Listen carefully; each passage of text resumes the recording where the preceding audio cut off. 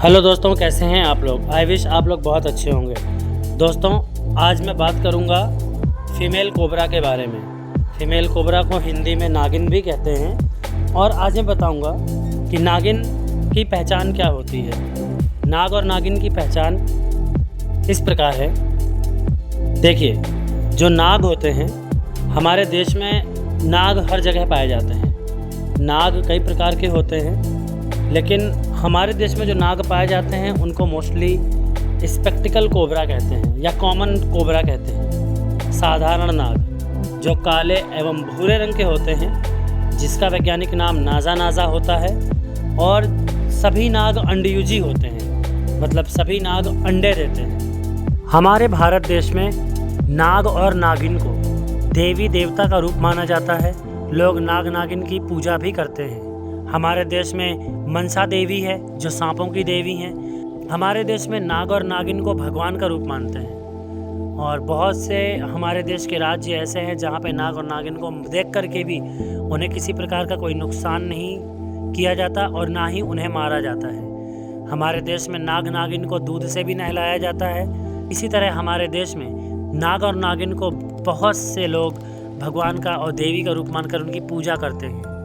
नागिन का शरीर पतला होता है और ज़्यादा लंबा शरीर न होने की वजह से जब नागिन अटैक करती है तो अटैक करने में उसको बहुत आसानी हो जाती है, क्योंकि नागिन बहुत ज़्यादा फुर्तीली होती है, क्योंकि उसका शरीर हल्का एवं पतला होता है, जबकि नाग थोड़े भारी होते हैं और नागिन से थोड़े बड़े होते हैं।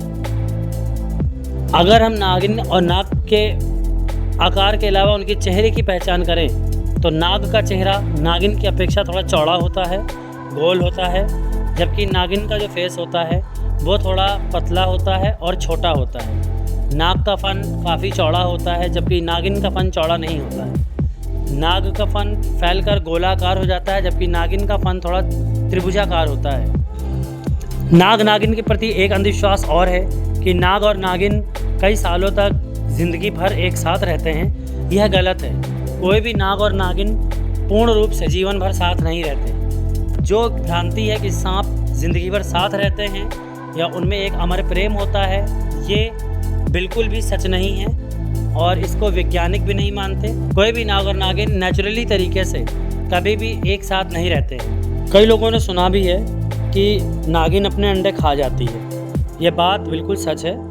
नागिन अपने अंडे इसलिए खा जाती है क्योंकि वो जब गर्भ धारण करती है तो उस समय वो भूखी होती है, जिस वजह से भूख को वो बर्दाश्त नहीं कर पाती और बर्दाश्त न करने की वजह से वह अपने ही अंडे खा जाती है। आशा करता हूँ कि मेरे द्वारा बताई हुई जानकारी आपको पसंद आई होगी। धन्यवाद।